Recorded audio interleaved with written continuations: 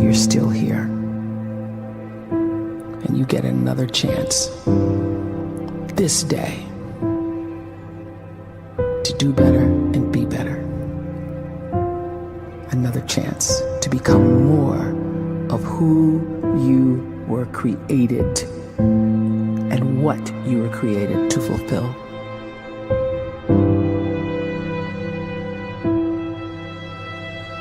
Everyone in the world is capable of living outside the role or beyond the roles that they place themselves in, no matter what it is. You're not just a dad, you're not just a banker, you're not just a brother or a son or a convict. It doesn't matter. Like, everyone is bigger, much bigger, infinitely bigger than the roles they place themselves in, and is capable of reaching potential greater than anything they could imagine.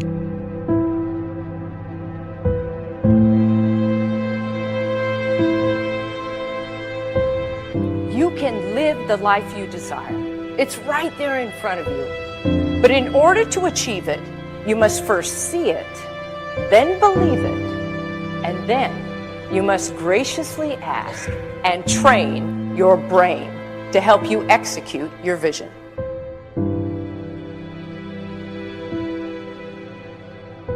So when you start to focus and you delete distraction from your life, and you start to get seriously invested in doing one thing staggeringly well, and you practice that one thing over and over, a term to think about is mundanity. You do one simple, seemingly insignificant thing every day around your main skill, and it's very mundane, but small daily improvements over time lead to world-class results. Well, here's what happens in your brain. You start to isolate a single neurocircuit around that skill, and that starts to trigger a certain type of brain cell called an oligodendrocyte, which then releases myelin. Myelin is a fatty tissue that starts to wrap around that single neurocircuit related to that main skill you've been practicing.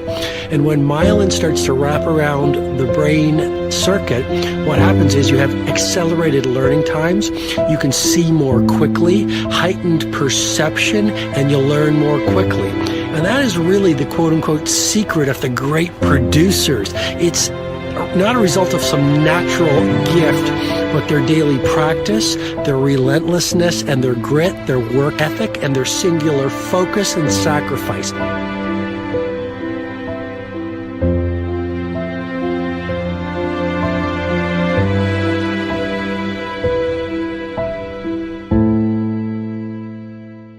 A great life is built not by revolution.